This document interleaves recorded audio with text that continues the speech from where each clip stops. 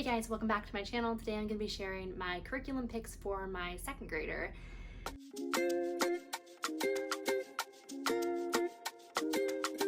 I'm going to jump right in, start with the independent work. First off, we've got for language arts and literature, we're using The Good and Beautiful. And as for my older son who's in 4th grade, we have been using The Good and the Beautiful since preschool. And I'm really excited because this is actually going to be my first time using their newer edition. And so when they came out with the newer edition, I'm not sure if it was probably 2 years ago, something like that. I, being cheap and frugal, wanted to just stock up on the old editions because they were clearance 50% off or something like that. And so I got those, and at the time I liked the older editions, so that was all I knew. And so it was good and it was fine, but I'm really excited now to be using this one because everything I've seen in it looks like such a good upgrade and update from the previous edition. And I think one of the things specifically that I like about it is there's not nearly as much, I don't want to say there's not as much work, but kind of not as much work for the child. Specifically with dictation, there's a lot of dictation in the old versions, a lot of spelling words. There's fewer spelling words, and to me they seem more age appropriate. I'm pretty excited for the changes.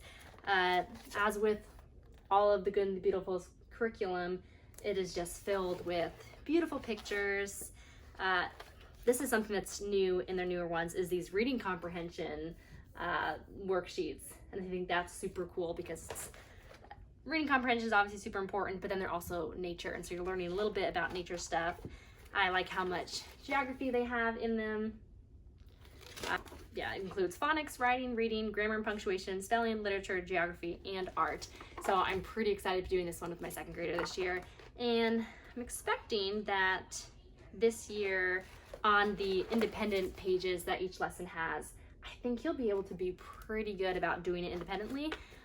I believe the 1st grade level that he did last year had an independent page, but don't quote me on that, but I'm pretty sure it had an independent page, but he just wasn't really able. I mean, I had to explain things to him and go over it with him and help him with a lot of it. And with the course book, it also comes with these reading booster cards, which is just a really great extra reading help with different phonetic phonograms, sounds, different things, challenging words and stuff like that. And so it's got different lists of words and different things you're working on, like the KN says and different digraphs and diphthongs and all those things that I only kind of halfway know what half of them are. But it is just a quick and easy little, I think you're meant to practice it like 8 to 12 minutes most lessons. And I actually have been doing these with him over the summer because I like to keep working on reading in these early years and not just take a break, because so my son is reading quite well, but he doesn't read a ton just on his own without me asking him to read. I mean, he does a fair bit, but not a ton. More often when he's looking at books, I think more often will look at picture books without reading it versus actually reading, but I guess I'm not certain on that. But anyways, in these early reading years, I definitely like to continue practicing stuff during the summer because otherwise you can forget a lot in a couple months' time. And as I said before on my channel, we do continue school during the summer. We just don't do our full schedule, and so our days are probably about half as full as during the regular school year. But we've been doing these, and the thing that's fun about it is every so many lessons they have you review, and it has a fun little maze. And when you master a card, you get to pick a sticker from the back of the book and put it there, which is just a fun little thing for them to do. And along with that, there are 2 books that come with the course. And we did this first one, Wesley and the Wolves. And one thing I really like about these is they are shared readers. And so it has the section that the student reads, and then the section that the parent or teacher reads. I think that's just a super fun thing to do with your kids. It's really special. It is just, yeah. So I haven't done a whole lot of that recently because the old versions didn't have a lot of that. They had the child read to you, but I don't think it had much of that. And so I think that's a super cool addition. So we read this one, and then at some point in the school year, we will start this one. And Same thing. It's got pictures, but not on every page. It's got the parent part and the student part. And my son and I really enjoyed the first one, so I'm sure we'll like this one too. Next, we've got math, which is also The Good and the Beautiful, Math 2. And he has started this one. He's not super far into it. What is he, 25 lessons or so? 24. But he's been chipping away at this, doing half lessons during the summer. My kids really love math. That is definitely both of my older sons' favorite subject, which is why they're both a little bit ahead, because they, when they were younger, kind of started out when they were younger in kindergarten, they both flew through their kindergarten math books. They would do 2, 3, even 4 lessons in a day, and said, well, if they want to keep going, who am I to say no? And so when my second grader finished his first grade book, shortly after Christmas last year, there was a couple things that he didn't have down as well as I wanted him to. Specifically, I think it was telling time and money. Might have been one other thing that I kind of wanted to work on, but I can't remember. Anyways, so we did take some time just doing some different worksheets and different hands-on practice, and didn't start this right away, but we did start this a few months ago, and yeah, just chipping away at it. And it does come with a math box, and this actually is an older math box. I believe they haven't updated the math course recently, but they did update the math boxes. I'm not really sure why, actually, and to be honest, I haven't actually held them in my hands, and so I haven't really felt the pieces, but from what I've seen, I feel like I like the old one better. It's just the pieces seem more, I don't know, durable and stuff, but kind of irrelevant because they're gone now, and I'm sure the new boxes are just fine, and I have seen people that have the new boxes say that they do like them more, so who am I to say? But anyways, oops, it's just got some different play money, dollars, coins, some different dice for some games, and some pieces for some logic kind of activities. So that is that. Next, we've got a couple more independent things. First is his handwriting, level 2. He started this one several weeks ago and has gotten a few pages in. Maybe he actually,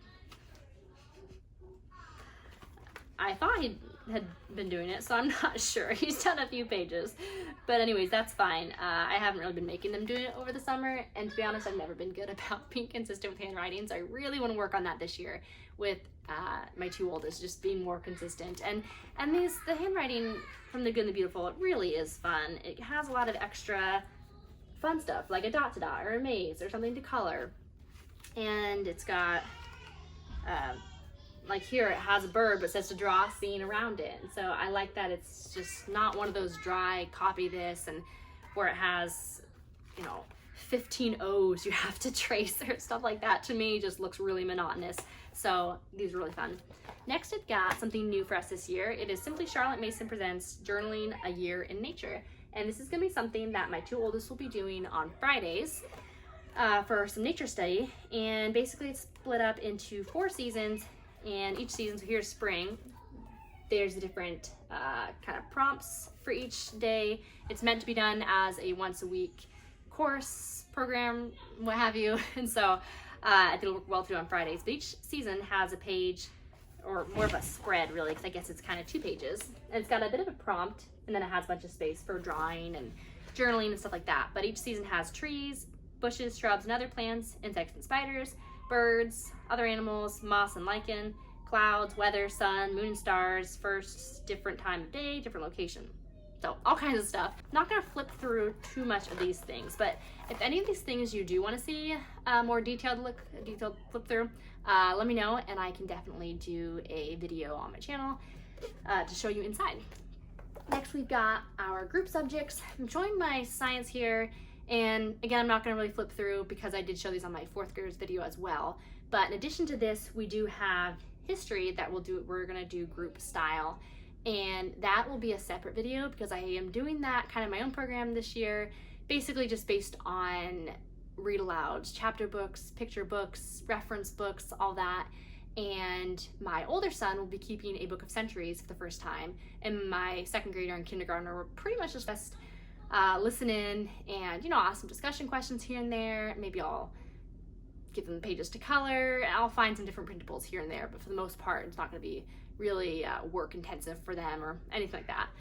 But the science we're doing, first off, we have what we will start with, which is reptiles, amphibians, and fish from The Good and the Beautiful. And we've used quite a few of these science units before. We've really liked all of them. And also has the student journal. I actually just got one student journal this year for these things, the 3rd to 6th grade student journal. And my plan is actually that this is gonna more be for my 4th grader, and I will photocopy the things that my 2nd grader will want to do. And maybe there might even be a few that my kindergartner would enjoy, but something like this, my second grader would definitely enjoy. So I'll just make a photocopy of that instead of each needing to have their own. I did that for a couple last year, and it just wasn't necessary to have the separate ones. So that will be what we do first. Then we're going to be doing a little hearts and hands unit, Bones and Stones, also from The Good and Beautiful. And this one comes with the Big Book of Science Stories. And this one is, the first part of it is dinosaurs. And while we learn about those, we will also do paleontology of the 3rd through 8th grade unit. And probably we'll do 1 or 2 lessons of this a week and 1 or 2 lessons of the little hearts and hands. And my 2nd grader will definitely listen in and take part of both of these. And then the last science unit we will do is geology. And you know, I'm actually getting pretty excited about this. This has never been something I've been that interested in myself, but I'm kind of coming around to it. I think it'll be kind of fun because it is so different than really anything else we've studied. And I think my kids will really like it, but it's just, I love the photographs and the illustrations The Good and the Beautiful uses really are beautiful. And same thing, we have the student workbook that I will just make photocopies of the ones that I think my 2nd grader will want to do. And this one, I also got a book of elements to go with it, as well as it came with the course is a rock and mineral kit. And so this is just super cool to have the different, I don't even really know what, there's like a nail and I don't even know what these things are, actually. Anyways, we'll find that out later, but it's got all these different rocks and minerals. So that is what we're using for my 2nd grader. Like I said, in addition to this, we have the history that I will be doing a separate video on, as well as a couple other Bible things and geography, and just some extras that will be in mostly in our morning basket time. And so I will do a different video showing those things later on. And hopefully soon I will get out my kindergartner's video of his curriculum choices. So like I said, if there's any of these things that you want to see inside of, if you want to flip through, let me know and I'm happy to do that. And I'll see you next time.